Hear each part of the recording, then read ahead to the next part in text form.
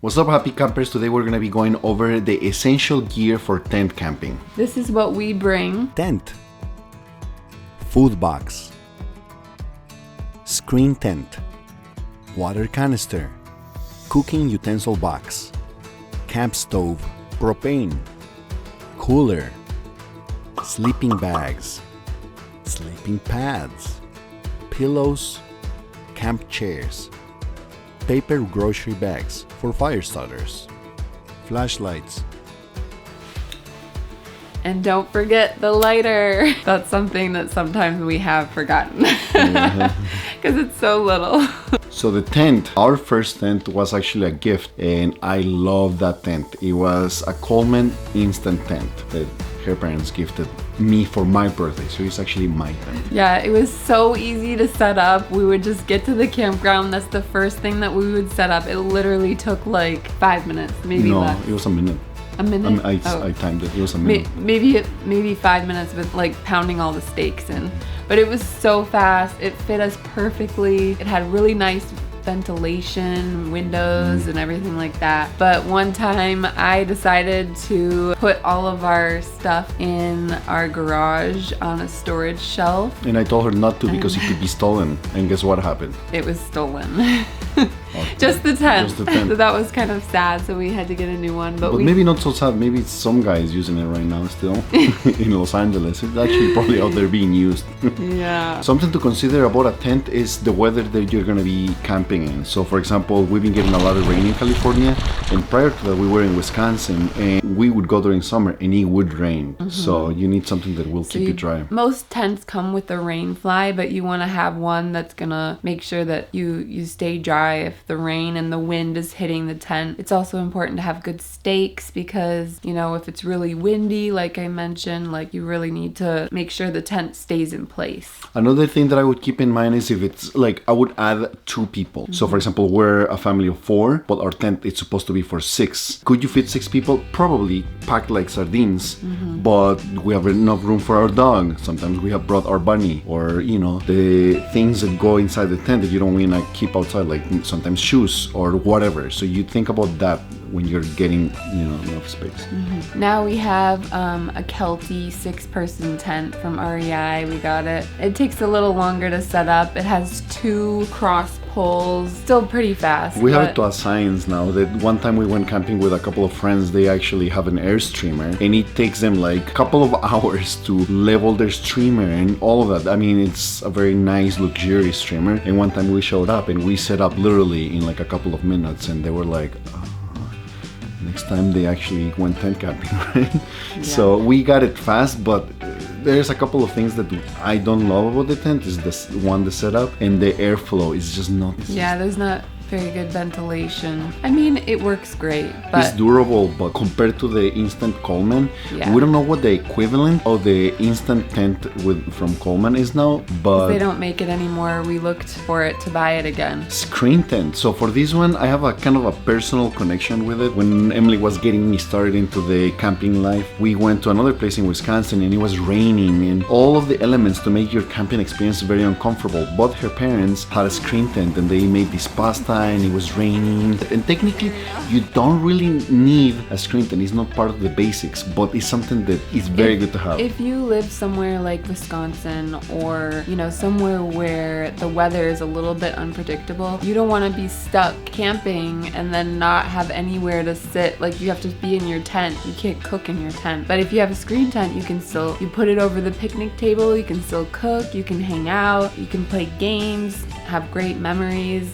Or just even sitting in the rain and hearing the rain fall. Also, bugs is like a really big thing. Like, if there's a lot of bugs, and it just depends on the time of year. Even in California now, there's a lot of bugs out. So that was one of the things that we didn't have in California, mosquitoes, but now we have mosquitoes. And sometimes there's no bugs, but it might be too hot and you wanna be away from the sun and screen can disappear. Right. Yeah, there's a lot of desert places that we've went that had absolutely no shade, and so we needed that because that was the only shade. Water canister. This is super important in California. Well, anywhere you go, because a lot of campgrounds have water that's drinkable, but a lot don't, and you don't want to arrive to the campground and then not have any water. And the rule of thumb is to have about a gallon per person per day. The 7-gallon canisters are really good. You can still carry them. They're pretty heavy when they're full, but you can just bring a lot of water. Make sure you have enough for cooking, washing dishes, washing hands, because a lot of campgrounds don't have running water. This particular canister is very efficient. Our friend gifted it to us, and before that we were going to the dollar store and buying those like gallon and a half or two, I don't remember, those plastic jugs, and it's a pain to be carrying them. It got the job done, but these ones you can set them up on a table and they have the faucet little Spigot, thing, yeah, so you can that's very helpful. Put it on a rack and wash your dishes at night. People can come and grab their cups and fill up their water bottles, so they're great. I think this is a must. The cooking utensil box, that's where you're gonna keep all your plates, bowls, forks, cups. We also have a pot, like a cooking pot in our box, and I always put a big cooking spoon that you can serve, a sharp knife for cutting and slicing, and then I also have a small cutting board in there too, so that you can basically do any kind of cooking or preparation, and then also have utensils to eat. A lot of people bring paper plates to do dishes, but I always grew up bringing actual plates and silverware and everything, and I just remember my mom doing the dishes, and it's just part of camping for me. She loves doing dishes, so that's why she's like, why throw away when you can do dishes for fun? But that being said, this is gonna be something that you have to figure out what you need for your cooking. So you might be doing simple things like hot dogs or things that won't require. So that's something that you're gonna have to consider. Plan your meals ahead and then make sure that you have the utensils that you need, because for a lot of the cooking that we do, we bring things that we actually use in our daily lives for cooking. Like we have a cast iron skillet that we usually bring camping, but we use that every day at home. So camp stove, that's another one that it was my stove because her parents gifted me the stove, so it's mine. That has been great. The only thing about these Coleman camp stoves is that the adjustment knob, it's like full blast or off. it doesn't stay at the level of flame that you want it to be, so we have a trick. Yeah, we put a little piece of wood or whatever we can find to hold it. We've had this stove for a decade, and recently we purchased a grill, so we bring the two of them now. They each use different fuels, so we bring extra propane for the camp stove and butane for the grill, but they both work great, and it's again just depends what you want to cook. But I would say the stove is more of an essential item because it's more versatile. And it has 2 burners, so the one that we have, so you can literally make anything. Steaks, burgers, you can heat up water for pasta, you can make coffee in the morning, eggs in the morning for breakfast, heat up tortillas, like you name it, the stove is just great, right? Yeah.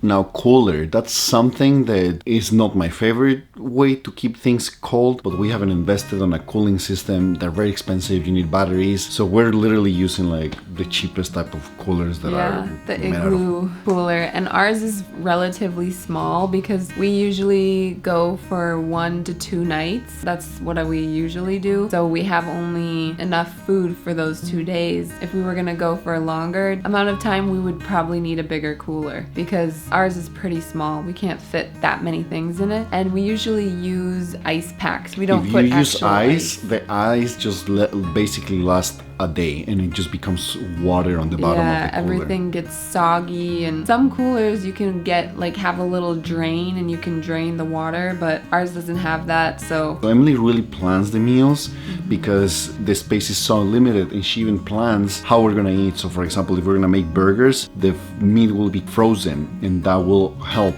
that will keep everything colder longer because it's like another ice pack. It's since it's in the cooler, by the time you're ready to cook it, it's gonna be ready. It's gonna be thawed. Or a lot of times I'll just freeze water bottles, and then we can use the water for drinking or cooking, and it's extra water. But it's in a water bottle, so it doesn't get everywhere. But the rule of thumb is that you will have things cold for about a day and then cool for another day. So after that, you probably have to go into town, gas station, get some ice. So it's an extra step.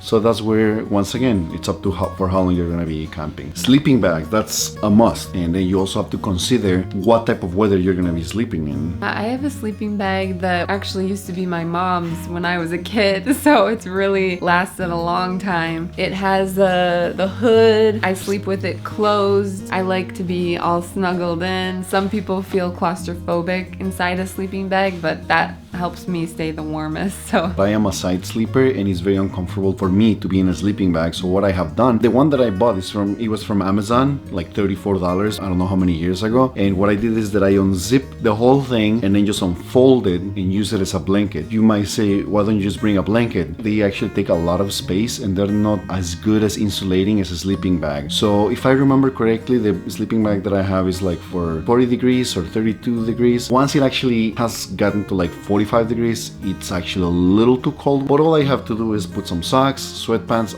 hoodie, and I'm good. The way the sleeping bag goes over me, it actually helps me stay pretty warm and I sleep very comfortable. But it took a couple of years to figure that out. Talking about sleeping systems, when I first got into camping, I didn't have a sleeping pad. So I would just have a sleeping bag. No, I don't even think I had a sleeping bag, just blankets. And it was torture. I hated it. It was awful. Like I literally felt like I was bruised on my legs because of like certain little rocks or whatever. And it was an awful experience. So I would definitely suggest getting a sleeping pad. Recently, we brought some friends and they bought sleeping pads from Amazon. They were like $34 each and they loved them. I didn't test them, so I don't know how comfortable they were. But the ones we have now is from REI. Highly insulated, super comfortable, super easy to set up. yeah, they're kind of like self-inflating. So like as soon as you open the valve, they start like sucking the air in. You still have to blow them up the rest of the way, but it goes really fast. They're called Air Rail. They have like two little air rails essentially on the side so that you don't slide off the pad when you're on the sleeping bag because it's a little bit slippery. But they're super comfortable. How small they fold. With the sleeping bag over it, it's super insulated, but Yeah, sleeping pads a must. Next item on the list, pillows. We bought these pillows. They're very compact, but they're not that comfortable. As I said, I'm a side sleeper. With this type of pillow, it doesn't really support my head, so it just goes down. So what I do is I bring our house pillow. The problem with it is it just takes a lot of space. So we also haven't invested on good pillows. So when I bring that one, because I sleep on the side, I just put it in between my legs and then I use my house pillow for that. I use the little pillow. It works, it gets the job done. I think if you're gonna buy a pillow, sleeping pad, sleeping bag, that's something that I would spend a little bit more time than just buy the cheapest. Next we have camp chairs. Now these are one of our favorite things that we've invested in. Ours are called the Flex Light Macro from REI, and these are great. We use them not only camping, we take them to the beach, the park. We use these so much and they're so easy, they're so compact, and they're super easy to set up. Before that, we had the typical Walgreens, Walmart outdoor chairs. Those are awful and they're not high quality. They break super fast. I'm 6'3" and weigh about 220 pounds. Those are great. And all my guy friends that see them and try them, all of them have said, these are so nice. So that's something, once again, to consider. Go to REI because they don't have this version anymore. They have a newer version and you can try them out. The kids also have something similar to this, but it's like the Amazon version. And they're super light too. They're tiny. This is the whole chair. And I can even sit in this. This would probably be too small for you. But it's perfect for the kids and they're really comfortable. They have pockets on the side, so if you want to, put your phone in it or keys or anything like that. This type of chairs 1,000 times over those beach chairs that you fold with the reclining. Look, those things are gigantic, they're heavy, hard to carry, not super comfortable, and they just take so much space. These ones you can carry 3 at the same time. Or 4. And I 4. mean, It's up to just you, in but one hand, one hand. 4 chairs. And what I like about the REI ones as well, they have the kind of a fabric that when the wind goes through, they don't really fly away as opposed to those cheap parking lot chairs. Yeah, they're really well designed. You know, when we're camping, sitting in the site at the fire, those are the most comfortable chairs, and that's what we're gonna be sitting in most of the time. So you wanna be comfortable, you wanna just be able to sit and enjoy each other's company around the fire. One thing that I always like to bring camping to is paper bags from the grocery store. These make great fire starters, and we always have a bunch laying around. So, you know, when you wanna start your fire, you just rip it up, put the logs on top, and then you get your fire going really fast with these. Now we have light. You know, kids use those. They have fun. They each have these. They can shine them around the tent. Okay, parents have one of those old school like gas lantern, is that what it's called? Those are cool, but I think the most practical way is to have a headlamp. You know, you don't have to carry anything, you don't have to hold anything, so at night if you want to walk towards the bathroom, if you want to cook, this is just honestly like the best. They're not expensive, but you can usually like adjust the angle. They usually have different levels. Yeah. Sometimes when it's dark, you need both your hands. You know, if you're setting up the fire or you're cooking, you can't be having to hold a flashlight. So a hands-free light is really, really essential for camping. Well, we hope that you guys found this video helpful. We hope that if you're new to camping, you kind of have an idea of what you need to start on your first camping adventure. Go outside and make some adventures. Go camping. Yes.